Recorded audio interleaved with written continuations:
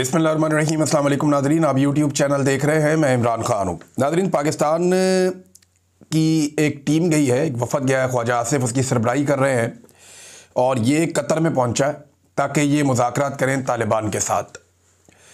अब तालिबान के साथ मुज़ाकरात किए जाएंगे। तालिबान गवर्नमेंट जो वो वहाँ पे अफ़गान हुकूमत है इस वक्त, क्योंकि तालिबान के कंट्रोल में है वो, तो अफ़गान तालिबान का वफ़द पहुँच गया कतर में और फिर पाकिस्तानी वफ़द भी पहुँच गया कतर में और ख्वाजा आसिफ उस वफ़द को लेकर गए। अब कतर सालसी करेगा या जो दूसरे ममालिक हैं वो सालसी करेंगे पाकिस्तान और अफ़गानिस्तान के बीच में जो तनाज़ा पैदा हो गया उसको हल करने के लिए। अंदाज़ा कीजिए, अभी चंद साल पहले की बात है कि जब अमेरिका को तालिबान से बात करनी थी तो पाकिस्तान ने सहूलतकारी फराहम की थी, क्योंकि पाकिस्तान के ताल्लुकात अशरफ गनी हुकूमत से या हामिद करज़ई हुकूमत से अच्छे नहीं थे। तो पाकिस्तान ने सपोर्ट किया हुआ था तालिबान को और पाकिस्तान को लगता था कि ये इक़्तिदार में आएंगे। पाकिस्तान ने बड़ा सेलिब्रेट भी किया था इस बात को। उस दौर के जर्नैल बड़े खुश थे। नूर वली महसूद को आपको याद होगा कि अभी ख्वाजा आसिफ ने यह क्लेम भी किया कि जनरल फैज़ हमीद ने एक बुलेट प्रूफ गाड़ी तोहफे में भी दी थी। अब अपनी जेब से तो नहीं दी होगी ना, इदारे की पॉलिसी होती है, जनरल बाजुआ से पूछे बगैर तो दे नहीं सकता। तो ये सारे रल के ताशे बजा रहे थे, खुशियाँ मना रहे थे कि हमारे तो बड़े अच्छे ताल्लुकात वाले लोग आ गए। लेकिन जैसे ही पीडीएम की सरकार बनी तो इन्होंने पाकिस्तान में तबाही फेर दी और तालिबान को, टीटीपी को पाकिस्तान में लाकर बसाना शुरू कर दिया ताकि पीटीआई को तबाह बर्बाद किया जा सके। वो तो हुआ नहीं, पाकिस्तान में बदअमनी पैदा हो गई और बड़े पैमाने पे पैदा हो गई और अफ़गानिस्तान को आहिस्ता आहिस्ता मौजूदा जो रजीम है उन्होंने अपनी पॉलिसी से मगरबी ममालिक को या डोनाल्ड ट्रंप को राज़ी रखने के लिए अपना दुश्मन डिक्लेयर कर दिया।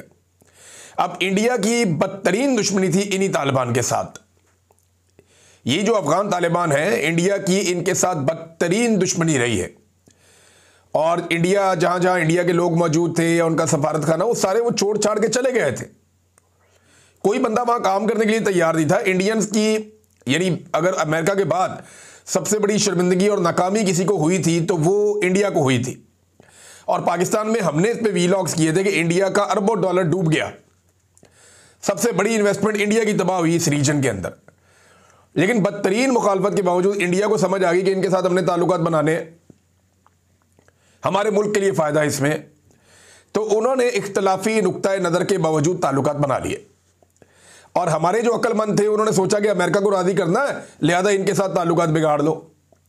तो हमने अफगानिस्तान को अपना दुश्मन मुल्क डिक्लेयर कर दिया। वही ख्वाजा आसिफ मुज़ाकरात के लिए गए हुए। तो मुज़ाकरात की कामयाबी का अंदाज़ा तो आपको पहले ही हो जाना चाहिए कि जो शख्स एक मुल्क को कहता है ये मेरा दुश्मन मुल्क है, वो उसके साथ जाकर मुज़ाकरात करेगा तो मामला कहाँ से शुरू होगा।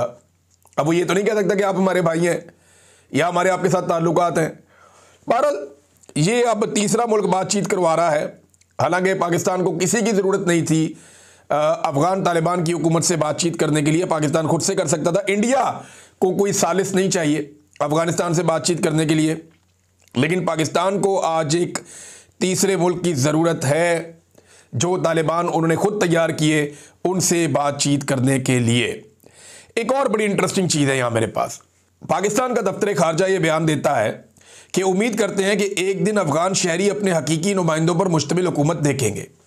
मैं एक सवाल करता हूँ, अगर यही बात अफगानी कह दें या उनकी हुकूमत ये बात कह दे कि हम उम्मीद करते हैं कि एक दिन पाकिस्तानी अपने मुंतखब अवामी नुमाइंदों की हुकूमत देखेंगे, क्योंकि अफगानिस्तान में तो लोग आगे जैसे भी ताकत थी उनके बाद वो आकर बैठ गए। उन्होंने कहा जी वो बुरी हुकूमत बना रहे हैं, बाद में हम सेटअप बनाएंगे, वो वहीं बैठ गए, पक्के हो गए। अब तालिबान हिलते ही नहीं अपनी जगह से और ना किसी में वहाँ पे इस वक्त ताकत है कि जो उनको हिलाए। तो उन्होंने तो अपना इक़्तिदार पक्का कर लिया। फ्यूचर में वो किस तरफ लेकर जाते हैं इसके बारे में कुछ पता नहीं। लेकिन ये बात हमें पता है कि पाकिस्तान के अंदर तो एक जमहूरी सिस्टम है ना, इलेक्शन होते हैं, लेकिन यहां पे भी अवामी मुंतखब नुमाइंदों की हुकूमत नहीं है। और ये एक दीवार पे लिखी हुई हकीकत है, पत्थर पे लकीर है, एस्टेब्लिशमेंट के माथे पे लिखी हुई शिकस्त है जो 8 फरवरी को पाकिस्तान की अवाम ने बता दिया था। एस्टेब्लिशमेंट आज इलेक्शन करवा दे, 2 साल बाद करवा दे, एस्टेब्लिशमेंट को इस किस्म की शिकस्त होनी है दोबारा कि ये अपने जख्मों को चाटेंगे लंबे अरसे तक। अभी तो पिछले जख्म चाट रहे हैं और गुस्सा आवाम के ऊपर निकाल रहे हैं जगह जगह पे। तो इनका कोई इरादा नहीं लगता मुज़ाकरात को कामयाब करने का। मुझे नहीं लगता कि मौजूदा रिजीम ये चाहेगा, क्योंकि ख्वाजा आसिफ जैसा बंदा भेजा है जो पहले ही कह चुका है कि अफगानिस्तान जनाब एक दुश्मन मुल्क है और वो उसको दोस्त मुल्क समझता ही नहीं है। डोनाल्ड ट्रंप के स्टेटमेंट के बाद नाजरीन एक और फड्डा पड़ गया। डोनाल्ड ट्रंप ने जब ये बयान दिया कि सऊदी अरब तस्लीम करने जा रहा है, यानी अब्राहम अकॉर्ड का हिस्सा बनने जा रहा है, और उसके बाद जो है वो बाकी भी बन जाएंगे। अब रोला ये पड़ गया है कि अब्राहम अकॉर्ड तो सीधा सीधा ये है कि आप इसराइल को तस्लीम कर लें और मौजूदा हैसियत में तस्लीम कर लें, जहां जहां पे इस वक्त उनका कंट्रोल है वो सारा आप तस्लीम करें, जबकि फ़लस्तीन की अभी आप बात छोड़ दें। अब्राहम अकॉर्ड तो ये है कि फ़लस्तीन के बारे में आप कहेंगे पवस्ता रहे शजर से उम्मीदें बाहर रख, हो सकता है कभी तुम्हारी कोई रियासत बन जाए, लेकिन फ़लस्तीन को ज़हन से निकाल के आप इसराइल को तस्लीम कर दें। अब्राहम अकॉर्ड तो सादा सादा ये है कि आप ये कर लें, बाद में रास्ता बनाते हैं फ़लस्तीन के लिए भी। लेकिन क्या पाकिस्तान ये कर लेगा? क्योंकि ट्रंप ने दावा किया कि बाकी सारे भी आ जाएंगे। अब ट्रंप की जितनी तवज्जो पाकिस्तान के ऊपर है या पाकिस्तानियों की जितनी तवज्जो ट्रंप के ऊपर है, शहबाज शरीफ की तारीफें आपने देखी, ज़मीन आसमान के कलाबे मिला दिया, पूरी दुनिया में जिल्लत हो रही है, लेकिन फिर भी इन्हें शर्म ही नहीं आ रही। भाई एक वजीर आजम के ओहदे पे वो बैठा हुआ आदमी है, उसको डेकोरम तो पता होना चाहिए कि भाई मैं 25 करोड़ लोगों का एक मुल्क है उसका वजीर आजम बनाकर मैं बिठाया गया हूं। चलो मैंडेट मेरा नहीं है, लेकिन मैं जूते पॉलिश करते वक्त कम से कम पॉलिश अपने मुंह पे तो ना लगने दूं। तो भाई फेर दी। अब लोग कह रहे हैं शू शाइन बॉय कि जूते चमकाने वाला लड़का, शहबाज शरीफ को इस नाम से पुकार रहे हैं बाहर दुनिया में। जाओ जाके दुनिया से पूछो, आईना देखो लोग क्या हाल कर रहे हैं। अब इतनी तारीफें ये लोग ट्रंप की करते हैं, इनको इतनी आदत पड़ गई है कि यहां पीएमए का एक, मैं अभी पढ़ रहा था, मैं हैरान हो गया। ये एक मेरे सामने siyaasat.pk का एक पेपर है। अब पीएमए काकूल के अंदर एक पासिंग आउट परेड होती है, उसमें आर्मी चीफ आसिम मुनीर साहब गए। उन्होंने कहा दुनिया के मुतअद्दिद तनाज़ात के शिकार इलाकों में अमन कायम करने के लिए सदर ट्रंप की ज़ाती कोशिशें और स्ट्रेटेजिक लीडरशिप वाकई काबिल तारीफ है। ये पीएमए में बताया जा रहा है। वहां बताना था कि कायदे आज़म क्या थे, वहां बताना था कि कायदे आज़म के फरमुदात क्या थे, वहां ये बताना था कि फौज ने आईने पाकिस्तान के मुताबिक अपनी जिम्मेदारियां अदा करनी है, वहां बताना था, यानी बहुत सारी और चीज़ें भी थी। मैं क्या कहूँ। हाँ, मैं मुबारकबाद देता हूँ उन तमाम बच्चों को जो पास आउट हो गए। अल्लाह ताला आपको एक बेहतरीन मुस्तकबिल की जानिब लेकर जाए, आपकी ज़िंदगियों में खुशियाँ लेकर आए और बहुत सारी बरकतें लेकर आए। एक बहुत बड़ी कामयाबी है जो आपको मिली है, आप पाकिस्तान का मुस्तकबिल हैं। आपने अपने जिस्म पे यूनिफॉर्म पहना और आपका जो हलफ है वो भी मैं सुन रहा था, उसमें बाकायदा हलफ के अंदर है कि आप आइन के मुताबिक जिम्मेदारियां अदा करेंगे और किसी किस्म की सियासत के अंदर कोई किरदार अदा नहीं करेंगे, ना उसमें हिस्सा लेंगे। तो मैं उम्मीद करता हूं कि जैसे कि आपसे पहले लोगों ने ये सब कुछ किया और आज तक हो रहा है, आप ये नहीं करेंगे और पाकिस्तान को बेहतर समझ जाने देंगे और नफ़रतों को कम करने में किरदार अदा करेंगे, बजाय इसके कि मज़ीद नफ़रतों को आप हवा दें। तो पीएमए से पास आउट होने वाले तमाम नौजवानों को बहुत बहुत मुबारकबाद। जो कुछ माजी में हुआ, आप लोग सब मेरे छोटे भाइयों बच्चों की तरह हैं, तो आपसे गुजारिश है कि आप उसका हिस्सा मत बनिएगा। कोशिश कीजिएगा अपनी ज़िंदगी में कि जिस मकसद के लिए आपने इस फोर्स को ज्वाइन किया उसी मकसद के ऊपर चलिएगा। लोग अपने ज़ाती लालच के लिए, अपने ज़ाती मफाद के लिए कभी मार्शल लॉ लगा देते हैं, कभी डिक्टेटर बन जाते हैं अनाउंस करके, कभी अनअनाउंस्ड डिक्टेटर बन जाते हैं, जुल्म जबर और फस्तायत के हिस्सेदार बन जाते हैं। आधा मुल्क टूट गया बच्चों। आप लोगों से उम्मीद है कि आप लोग वो नहीं करेंगे और जो हलफ आपने लिया है अल्लाह रब्बुल इज़्ज़त को हाजिर नाजिर जानकर आप उस हलफ की पासदारी करेंगे आखिरी वक्त तक। नाज़रीन, फजलुर रहमान साहब के साहबजादे भी बोल पड़े हैं, बल्कि पहले ये आ जाए कि पाकिस्तान तहरीक इंसाफ ने इसके ऊपर एतराज़ क्या किया। हुआ ये है कि डोनाल्ड ट्रंप ने जो बात की कि सारे तस्लीम कर लेंगे इसराइल को या अब्राहम अकॉर्ड का हिस्सा बन जाएंगे, उस पर पाकिस्तान तहरीक इंसाफ का जो ओपिनियन है वो ये है कि गज़ा अमन मंसूबे की इसराइली खिलाफ वर्जी, इब्राहिमी मुआहदे और हमास के ख़िलाफ़ मुमकिना कार्रवाई पे पाकिस्तान तहरीक इंसाफ के हुकूमत से चंद सवालात। पहला सवाल उन्होंने ये किया हुकूमत से कि गज़ा में अमन मंसूबे के एक जानिब मुकम्मल फायरबंदी की बात की जा रही है, लेकिन दूसरी जानिब इसराइल की जानिब से निहत्ते फ़लस्तीनियों के कत्लेआम का सिलसिला अभी तक जारी है। पाकिस्तान तहरीक इंसाफ इस सूरत हाल पर गहरी तशवीश का इजहार करती है और सवाल उठाती है कि आखिर पाकिस्तान की मौजूदा हुकूमत इस जुल्म पर खामोश क्यों है। क्या उन्होंने किसी बैनुल अक़वामी फोरम पर इसराइली जारहियत के खिलाफ आवाज़ बुलंद की है। दूसरा ये कि अमरीकी सदर डोनाल्ड ट्रंप के हालिया बयान के मुताबिक अमरीकी अफवाज गजा में हमास को ख़त्म करने के लिए दाखिल नहीं होंगी, बल्कि उनके दोस्त ममालिक ये किरदार अदा करेंगे। पाकिस्तान तहरीक इंसाफ ये वादे करना चाहती है कि पाकिस्तान का किसी ऐसे मनसूबे या इत्तेहाद का हिस्सा बनना कौमी मफाद और उसूली खारजा पॉलिसी के मुनाफी होगा। पाकिस्तान को किसी भी सूरत में मुस्लिम ममालिक के खिलाफ किसी जंग या साजिश का हिस्सा नहीं बनना चाहिए। इस पे पाकिस्तान की हुकूमत का मौक़िफ़ अभी तक क्यों नहीं आया। हमें इस बयान पर भी गहरी तशवीश है जिसमें कहा गया कि सऊदी अरब के बाद दीगर ममालिक भी इसराइल को तस्लीम करेंगे। पाकिस्तान तहरीक इंसाफ वाज़ेह मौक़िफ़ रखती है कि फ़लस्तीन की आज़ादी और अल-कुद्स शरीफ के तहफ़्फ़ुज़ से कबल इसराइल को तस्लीम करना ना सिर्फ उम्मत मुस्लिमा से गद्दारी होगी, बल्कि कायद-ए-आज़म मोहम्मद अली जिन्ना के उसूली मौक़िफ़ से भी इन्हिराफ होगा। हुकूमत पाकिस्तान इससे मुताल्लिक़ अपना वाज़ेह मौक़िफ़ अवाम के सामने रखें। यहाँ डंडी मारी है थोड़ी तहरीक इंसाफ के लोगों ने जो भी मौजूद है। इमरान खान ने कहा था कि 1967 वाली पोजीशन, इमरान खान ने कहा था कि एक वेस्ट बैंक और बहुत सारे और इलाके हैं, गाज़ा भी इसके अंदर शामिल है, और जेरूशलम उसका कैपिटल होगा। ये इमरान खान साहब ने बात की थी।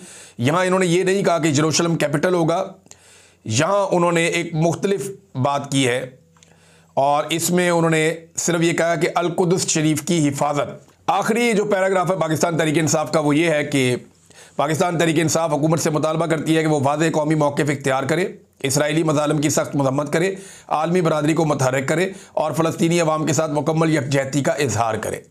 और पाकिस्तानी जो गवर्नमेंट है वो इधर पाकिस्तानियों को मार रही है, उनके ऊपर जुल्म कर रही है, उनके ऊपर जबर कर रही है, उनके ऊपर तशद्दुद कर रही है। जो लोग निकले थे उनके साथ इन्होंने क्या किया, मैं ये एक सुन रहा था क्लिप, मुझे बड़ी तकलीफ़ हुई सुन के, लेकिन मैं आपको सुनाता हूँ कि आखिरी वक्त में जो साद रिजवी है वो क्या कह रहे थे सिक्योरिटी फोर्सेस से।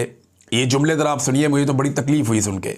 पाकिस्तान हमारा है, हम तुम हमारे भाइयों, जाओ वापस चले जाओ और उनसे कह दो हम गोली नहीं चला सकते, हम इनको नहीं मार सकते, जाओ। मैं तुम्हें अल्लाह का वास्ता देता हूँ वापस चले जाओ, तुम्हें मैं रसूलुल्लाह का वास्ता देता हूँ वापस चले जाओ, मैं तुम्हें तुम्हारी हलाली माओ का वास्ता देता हूँ वापस चले जाओ, ओए मैं तुम्हें तुम्हारी माओ के दूध का वास्ता देता हूँ वापस चले जाओ, ओए वापस चले जाओ, मैं तुम्हें तुम्हारी माओ का दूध का वास्ता देता हूँ, उन 32 धारों का वास्ता देता हूँ, वापस चले जाओ, गोली बंद कर दो, वापस चले जाओ। अल्लाह तुम्हें बड़ी इज्जतें देगा, अल्लाह तुम्हें बड़ी जनाब सरफराजियां देगा, अल्लाह तुम्हें हमेशा जनाब गज़वा हिंद के मुजाहिदों में बनाएगा, लेकिन खुदा के लिए अपनी नस्लों को बर्बाद ना करो। तो आपने सुना कि साद रिजवी साहब कैसे इनको वास्ते दे रहे थे, लेकिन इसके बावजूद अभी तक उनका कोई पता नहीं चल रहा। अब TLP की ख़वातीन की गिरफ्तारियां भी शुरू कर दी गई हैं। यहाँ मेरे पास की तफसील मौजूद है और चादर और चार दीवारी का तकद्दुस पामाल किया जा रहा है। अल्लामा अब्बास अंजुम साहब की एहलिया की गिरफ्तारी हुई है और धमाका खेज मवाद और हैंड ग्रेनेड से हमला करने का भी उनके ऊपर मुकदमा डाल दिया गया। जनाब इन्होंने ग्रेनेड मारे हैं। ये कोई TTP वाले हैं और ये बारूद वाले नहीं, दरूद वाले हैं। आप ज़बरदस्ती इनको उठा के बारूद वाली साइड पे लेकर जा रहे हैं। मैं पहले भी ये बार बार कहता रहा हूँ कि दहशतगर्दों को तैयार करने वाली नर्सरी है पाकिस्तान की एस्टेब्लिशमेंट। निहत्ते लोगों को उठाकर पहले कत्लेआम करते हैं, फिर उनके ऊपर बारूद के और हथियारों के ढेर डाल दिए जाते हैं, फिर उन्हें ज़बरदस्ती उस रास्ते पर चलाया जाता है और बिलाखिर दहशतगर्द तैयार कर दिए जाते हैं। ये तो बेचारे दरूद वाले मौलवी हैं, तो बारूद वाले मौलवी नहीं हैं।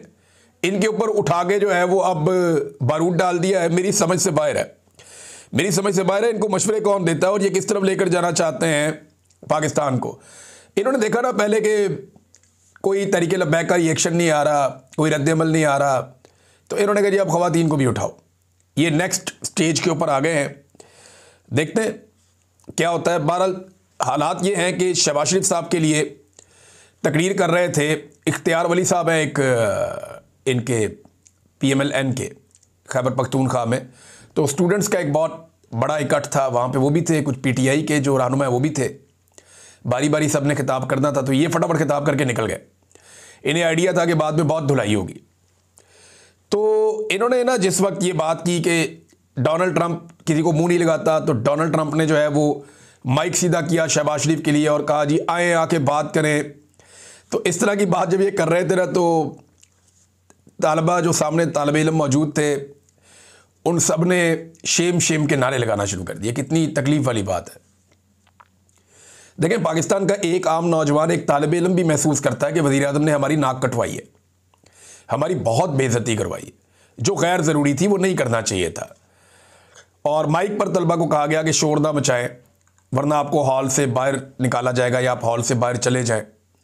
इस तरह फिर तलबा को रोकने की कोशिश की गई, लेकिन तलबा बहुत गुस्से में थे। उन्होंने कहा यार ये क्या बकवास है, एक तरफ तो नाक कटवा के आ गए पाकिस्तान की 25 करोड़ आवाम की, और ऊपर से आगे यहाँ पे तन के कह रहे हो कि जनाब ट्रंप किसी को मुंह नहीं लगाता। माइक सीधा किया और उसने शहबाज शरीफ को कहा कि आकर बात करें, और बाद में कहा अब इससे ज़्यादा मैं क्या बात करूँ।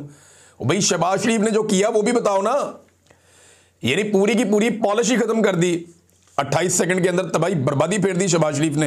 हमने तो कभी देखा ही नहीं। फजलुर रहमान साहब के बाद उनका बेटा भी मैदान में आ गया नादरीन, और उनका बेटा अब एक तकरीर कर रहा था, मैं सुन रहा था, असद। उसने कहा जनाब कि यहाँ फ़ौज की हुकूमत है, यहाँ इस्टेब्लिशमेंट की हुकूमत है, यहाँ सेक्टर कमांडर की हुकूमत है, यहाँ कोर कमांडर की हुकूमत है, तुम जमीयत उलमा इस्लाम को मरऊब नहीं कर सकते। अब क्योंकि 27वीं आईनी तरमीम होने जा रही है तो फजलुर रहमान साहब को तो ये पता है कि उनके बगैर भी हो जाएगी। अब रोला कोई नहीं है। अब उन्होंने अपने नंबर पूरे कर लिए, मखसूस नशिस्तें उन्होंने अपने खाते में डाल ली हुई हैं। 26वीं आईनी तरमीम में जो फजलुर रहमान साहब ने सहूलतकारी की, उसके नतीजे में नए बनने वाली अदालत ने जो काम किए, कारनामे किए, उनमें एक तो ये है कि फ़ौजी अदालतों को या उनके फ़ैसलों को उन्होंने जायज़ करार दे दिया, जो तारीख़ में कभी नहीं होता, दुनिया में नहीं होता। सिविलियन के फ़ौजी ट्रायल, उनका ठीक है करो इनके।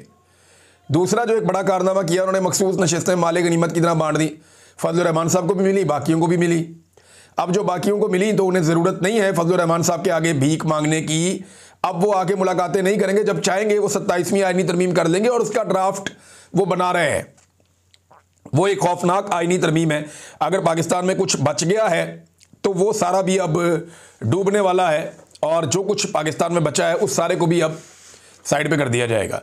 नाज़रीन, एक और चीज़ है, राणा सनाउल्लाह साहब ने यह तस्लीम कर लिया है कि वज़ीर आज़म के पास इमरान खान से मुलाकात करवाने का इख्तियार नहीं है।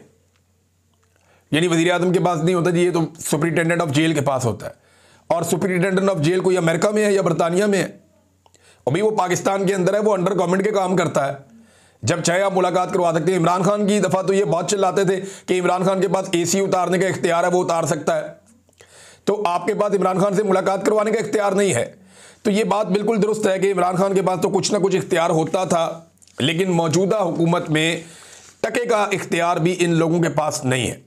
शहबाज शरीफ साहब ने छोटा मोटा भी अपना कोई काम करना होता है या फैसला करना होता है ना, एक अपने ऑफिस का बंदा भी इधर से उधर करना होता है, तो इनको ऊपर परमिशन लेनी पड़ती है बिग बॉस से, और ये वो परमिशनें ले लेके अपनी हुकूमत चलाते हैं और हर जगह पे फिर जूते पॉलिश भी करते हैं। नाज़रीन, एहसन इकबाल ने भी शहबाज शरीफ का एक पोल खोल दिया। राणा सनाउल्लाह ने तो खोला ही खोला, एहसन इकबाल साहब ने भी खोल दिया।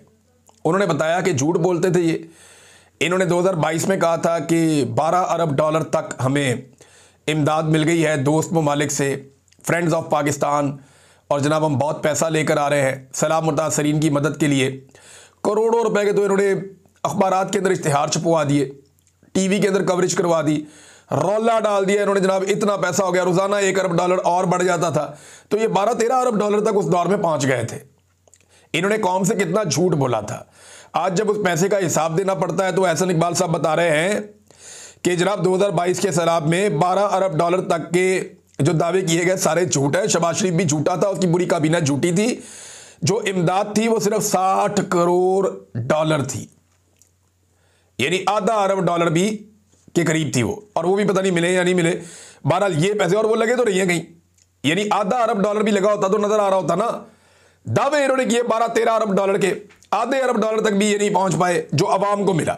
हकीकतन अवाम के ऊपर तो इन्होंने कुछ लगाया ही नहीं।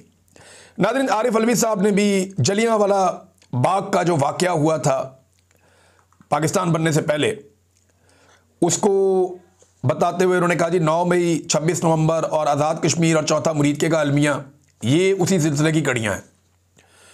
और इन चीज़ों को जोड़कर उन्होंने देखा, उन्होंने कहा जी अंग्रेज़ तो चला गया है, और जुल्म जबर के तरीक़ों पर अगर निगाह डाली जाए तो यूँ लगता है कि वो अपने बात ऐसे शागिर्द छोड़ गया है जो उनसे भी आगे निकल गए। ये 4 वाकयात अभी आसिम मुनीर साहब के दौर में हुए हैं ऊपर नीचे पाकिस्तान में, और चारों वाकयात के अंदर मैसेकर हुआ है, यानी इंसानों का कत्लेआम हुआ है।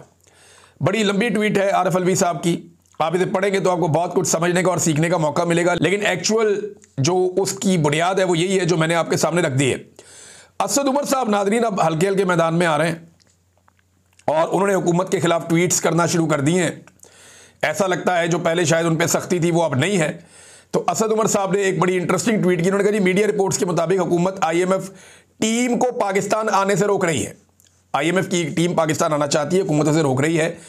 वो टीम $30 अरब तक के तजारती डाटा के फ़र्क की तहकीकात करना चाहती है, लेकिन हुकूमत नहीं आने दे रही। अब यह मुज़ाहमत क्यों है? किस बात के सामने आने का खदशा है? एक आज़ादाना तहकीकात किसकी चोरी को बेनकाब करेगी? ये पाकिस्तान के अंदर इन्होंने नाज़रीन हालात पैदा कर दिए, बेड़ा गर्क कर दिया इन्होंने इकॉनमी का। और जिनके घरों पे छापे मारते हैं ना, यानी एक एक्टिविस्ट है, मैं देख रहा था, अदनान उसका नाम है, सरदार अदनान गुजरावाला से, उसके घर पे छापा मारा कि इसको पकड़ के लाना है। और बाद में उसके घर की मैंने वीडियो देखी, कमोड तक तोड़ दिया, बेसन तोड़ दिया, सिंक तोड़ दिए, टेबलें कुर्सियां तोड़ दी, मोटरसाइकिल खड़ा था वो तोड़ दिया, अलमारियां तोड़ दी, घर के शीशे तोड़ दिए, टीवी तोड़। ओ भाई ये किस तरह का छापा है भाई? ये किस तरह का छापा है? आप बंदा ढूंढने आए हैं या तबाही फेरने आए हैं? कोई याजूज माजूज आ गए वहां पे? सिक्योरिटी फोर्सेस में और बदमाशों में फर्क होना चाहिए। ये एग्जैक्टली बदमाशी कर रहे हैं पाकिस्तानियों के साथ और बदमाशी के साथ पाकिस्तान को चला रहे हैं। इनका अंजाम अच्छा नहीं होगा। अब तक के लिए इतनी, अपना ख्याल रखिएगा, अपने चैनल का भी। अल्लाह हाफ़िज़।